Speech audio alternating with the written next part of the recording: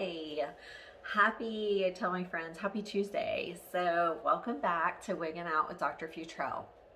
Um, Today was one of those inevitable, I cannot stand days. It's wash your hair day.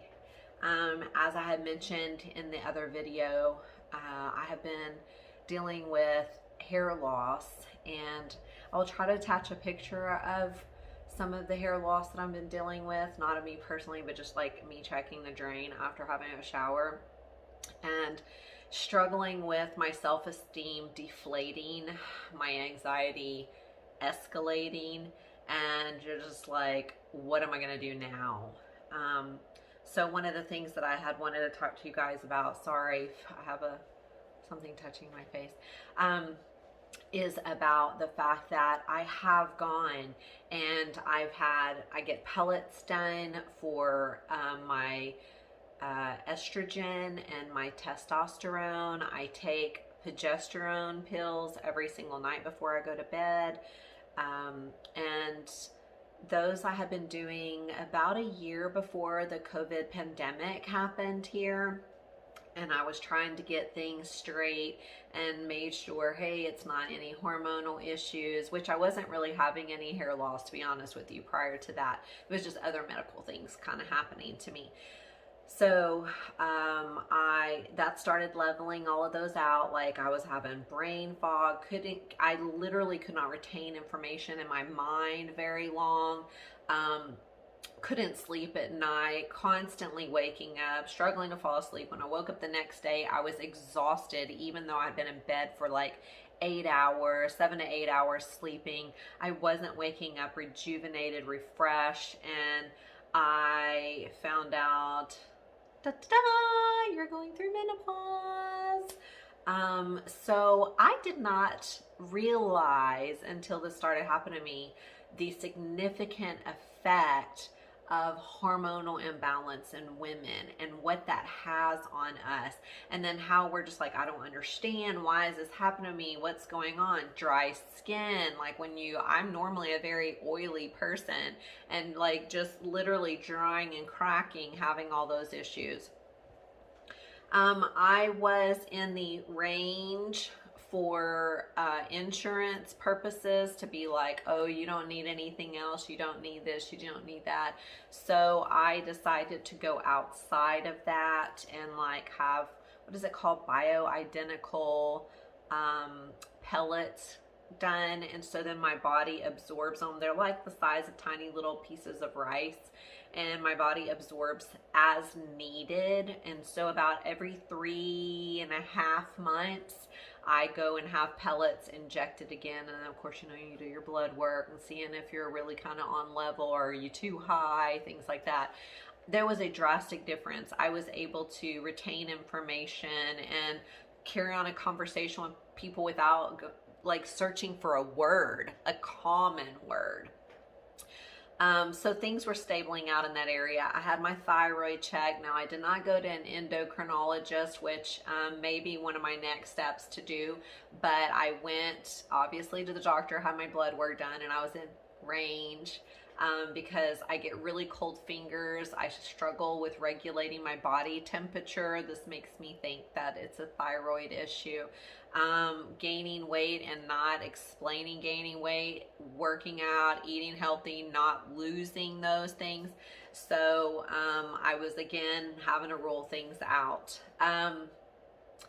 So long story short, all of those seem to be working well. I've always had a form of anxiety, a sense of anxiety, but COVID has exacerbated that to the point, like clients were coming in like crazy, which is great, fantastic, right?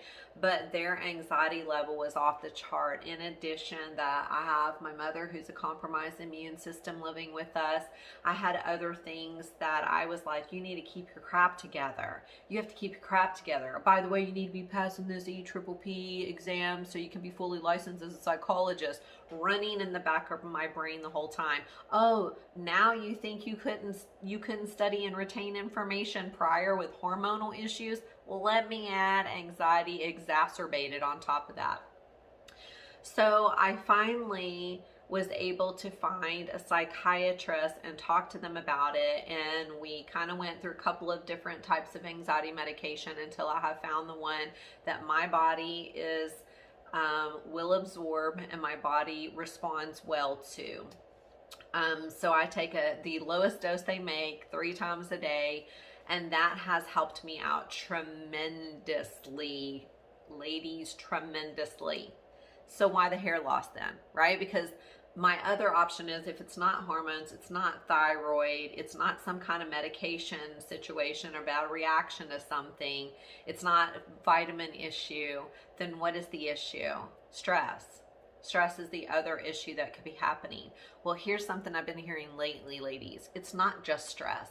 I am hearing from individuals who have contracted COVID saying they're having unexplained hair loss. So I don't know what that means because I'm not an MD doctor to understand, but something's going on where it affects whether it's the overall stress or the stress on the body. COVID has been affecting people from some long-term health situations like lung issues, liver issues, those who might have had some, I can't think of the word, asthma prior, but didn't need inhalers, are now walking around needing inhalers on a consistent basis. The hope is the body will recuperate, and some of individuals that I do know, their body is on the way to recuperation, but other individuals are like, I don't even know what to do with this hair loss. I don't know how to explain it. So that has been something that has been a stressor, that's an unexplained event, because now, like I said, when I go and I clean out the drain, here's this ball of hair, this wad of hair, and I'm like, I don't know how to stop it. And part of anxiety is feeling out of control and the worry and the fear and what's going on, which then doesn't make it any better. It doesn't make my hair grow. It doesn't make my hair stay. And my hair already grows at snail pace to begin with. So I'm going to come back and I'm going to videotape myself in this one. This is Kristen by Jean Renault. And I also have another one of the Kristen. This one is Palm Springs Blonde because it has the rooted. But this little baby, which I love her, is the chocolate cherry. And in the sunlight, she has purple strands that come through, which you can't really see it at all in here, but she is gorgeous. I will not put her on because at this point, she and I don't work well color-wise. And I don't want to ruin her because I'm thinking about selling her. So I will come on and kind of talk about that and do a review on that. But I did want to approach and address the anxiety and how the anxiety could be contributing to hair loss, and going and potentially seeing your psychiatrist is what I recommend, because they specialize in mental health medication. Sometimes it's hard to get into psychiatrists, so therefore I guess going to your general practitioner.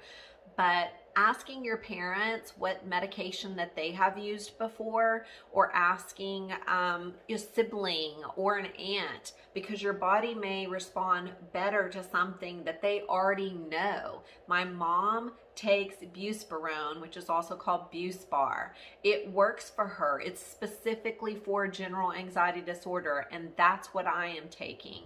So it works for me. So I want you to try not to be the guinea pig. Try to go to people in your family who are biologically connected to you that may have already gone through all of this to tell you what's best for you.